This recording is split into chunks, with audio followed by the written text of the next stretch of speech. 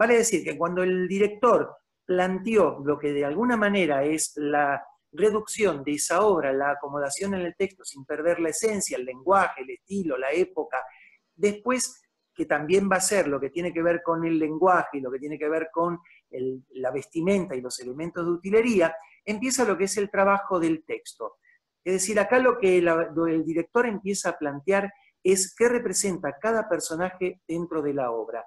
Y acá hay dos líneas de interpretación que el director empieza a tener en cuenta. Y por un lado es el lenguaje de dicción de cada uno de los actores, es decir, acomodar lo que va a ser en el futuro el lenguaje del actor diciendo un texto para que el lenguaje sea claro, entendido y preciso, a partir del cual entienda cuál es la valoración del texto que tiene que tener en cuenta, y por otro lado, todo lo que tiene que ver con el aspecto psicológico, es decir, de cada personaje, cuál es el temperamento que tiene, cuál es el estado de ánimo, el sentimiento y el carácter. Porque son personas que un autor se imaginó con una determinada forma de sentir, y el actor lo tiene que entender. Y ese es el trabajo anterior que el director hace para después poder dirigir a los actores para que puedan entender lo que cada actor, lo que cada personaje representa dentro de una obra. Esto es todo un trabajo anterior que el director hace para que cuando se genere la primera lectura pueda guiar a los actores correctamente para que entiendan que cada actor representa dentro de una obra un lenguaje en particular. Todos tienen un objetivo determinado y todos van a un objetivo en común, que es el mensaje que el autor propuso a partir de la obra de teatro que escribió. Bien, traduzco un poquito. Entonces, el director tiene que conocer a los personajes de la obra. Conocer no solo cómo se expresan, cómo habla cada personaje, sino quiénes son esos personajes. Entonces, de repente, cuando el director lee la obra, tiene que tratar de hacerse amigo de cada uno de los personajes para entender cómo piensa el personaje, cómo habla, cuál es el lenguaje corporal tal vez del personaje, para poder después transmitírselo a los actores, para que los actores puedan contribuir a formar ese personaje y el personaje pueda contribuir a la obra, a que se dirija todo hacia el lugar que el autor, a través del director, a través de la lectura del director, pensaron para esa obra. ¿Digo bien? Corregime. Claro, porque además uno puede encontrarse con un texto en donde el autor está vivo y ante una duda le pueda consultar qué es lo que de pronto puede llegar a no entender. Pero cuando te enfrentás con autores que no están vivos, ¿cómo haces para entender?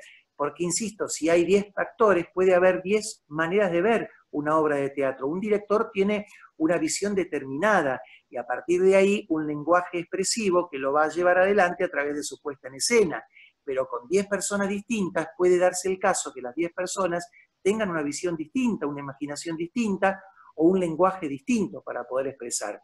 Y acá es cuando comienza lo que de alguna manera es la tarea creativa del director, tratar de entender de a pie juntilla qué es lo que el autor propuso a través de esta obra y esto poder guiarlo a los actores para que haya un solo lenguaje teatral. La responsabilidad del director es tratar de entender lo que el autor de alguna manera se imaginó, llevarlo a escena y que el actor de alguna manera entienda que ese es el lenguaje que va a tener que expresar. Y después empezar a darse cuenta, así como se imaginó la obra teatral, con qué actores va a contar para montar esa obra teatral. Cuando el autor escribió una obra, se imaginó que había distintos personajes dentro de una obra. Y ahí nos encontramos con los distintos roles que forman parte de las personas que intervienen. Ahí encontramos que hay galanes, que hay personajes característicos, que hay chicos, que hay grandes, que hay mujeres, hombres, que hay abuelos y abuelas. Y entonces, a partir de ahí, el actor que ya sabe con qué actores va a contar, se imagina qué actor va a poder representar por tipo físico y por predisposición cada uno de los personajes que se enfrentan a una obra teatral. Y entonces empieza a imaginarse qué actor va a representar cada uno de los papeles, a partir de los cuales empieza a distribuir los personajes, y acá comienza lo que se supone simpáticamente es la pelea de cada actor de querer representar a los protagónicos, no representar a los personajes malos, y ahí entender que todos los personajes son importantes. Hay un dicho en teatro muy popular y es que no hay papeles chicos, sino que hay actores chicos. Y uno puede enfrentarse con un personaje que dice 2 palabras, pero su predisposición a ser actor es tan fuerte que no va a pasar desapercibido. Hay un ejemplito que a los chicos les queda muy grabado cuando vemos La barca sin pescador. Hay un personaje que es totalmente secundario, que es el personaje del tío Marco, y que es tan fuerte nosotros hemos visto la misma obra representada por un montón de actores diferentes, y el tío Marco que hacía Abel, sí. Abel le dio su impronta tan personal al personaje que lo hizo trascender tanto que en algún punto el público empatiza, o sea, reconoce mucho más por ahí el trabajo de tío Marco que hasta el del protagónico. Inclusive yo le escuché decir a Joaquín, que es el que hace el rol del caballero de negro, dice, me equivoqué, yo en vez de matar a Peter Anderson tendría que haber matado al tío Marco, porque me está robando el protagonismo. O sea, un actor, un personaje que por ahí es de segunda línea, Abel, el actor que ahora ya no lo representa, pero Abel logró darle una impronta tan personal, tan simpática, tan amena, que el público se enamoró de ese personaje, o sea que Abel hizo trascender, hizo ir mucho más allá el personaje del tío Marco, que es un personaje, repito, bastante secundario. Cuando lean la obra van a ver por qué decimos que es un personaje secundario, y sin embargo el actor le puso tanto de sí mismo que el público se enamoró de ese personaje, lo llevó más allá. Hay una anécdota relacionada con eso, y es precisamente cuando yo estrené esta obra, Abel no lo había entendido así el personaje, no lo concebía así, él se imaginaba que tenía que ser de otra manera totalmente distinta. Su sorpresa fue tal cuando yo le marqué el personaje con esta lentitud y con esta simpatía, que se sorprendió él mismo, y después no había vez que hubiera una charla en donde él no lo comentara como anécdota, porque lo había superado totalmente la situación, lo había agradecido totalmente, y esto es algo en donde la función de un director es fundamental, para tratar de extraer de cada personaje de la obra lo mejor que puede lograr. En El conventillo de la Paloma, que no sé si vos viste... Hace muchos años vi una. Bueno, se dio otra... Hay dos anécdotas que permitíme contarte. Una tiene que ver con El conventillo de la Paloma, que me acuerdo que el actor que tenía que interpretar Paseo de Julio, un personaje que tiene muy poca participación, que se fastidiaba mucho en los ensayos, porque ensayaban todos los demás y pasaba mucho tiempo y él no ensayaba. Pero después fue tan fuerte el personaje que interpretó, que agradeció totalmente que yo lo hubiera elegido para ese personaje, porque realmente se destacaba mucho.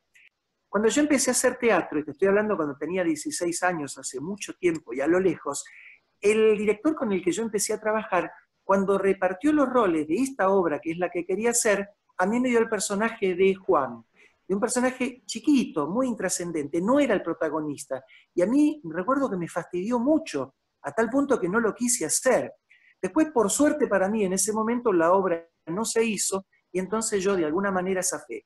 Pero con el paso del tiempo me di cuenta que ese personaje dramático y aparentemente de poca participación, pero que no era el protagonista, era mucho más importante que precisamente el protagonista.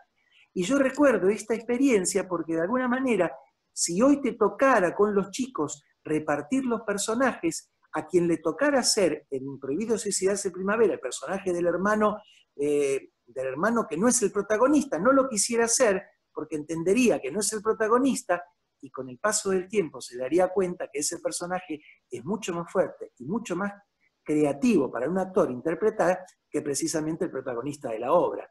Así que estas cosas hablan muy a las claras de que, insisto, no hay personajes chicos. En las de Barranco, que no sé si la viste... No, nunca fui a verla. Bueno, no recuerdo. Cuando yo estrené esta obra, estoy hablando del año 87, en esa época, bueno, lo sigo haciendo, no quería cuando dirijo una obra interpretar los protagónicos, entonces me elijo los personajes más chicos. Me elegí el personaje de Barroso, un personaje que también es secundario, pero que se ríe en todo momento. Y cada intervención de Barroso, de este personaje, es una fiesta, porque de alguna manera la risa contagia al público, y es un personaje, como en el caso del tío Marco de Barca sin Pescador, que no pasa desapercibido.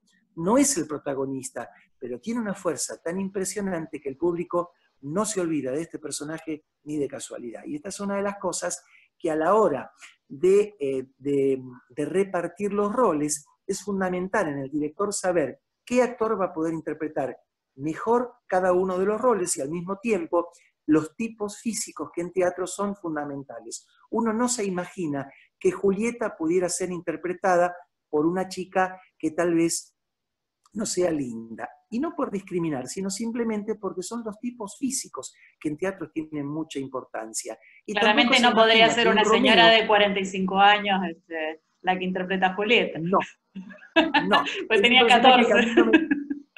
De hoy no me dejan hacer tampoco y entonces hago el cura. No lo podríamos hacer nosotros dos seguro, porque son roles, son tipos físicos, son muy característicos. Y así como hay personajes protagonistas, como una abuela en Los árboles mueren de pie. Tampoco la podría hacer yo. No, desde ya que no. Pero bueno, el maquillaje todo lo puede, por interpretación sí, por tipo físico no. Pero en realidad, Dios permita poder seguir manteniendo a la abuela que tenemos de 86 años, porque es la misma que lo estrenó hace 30 años atrás, y hoy lo sigue interpretando con una majestuosidad impresionante.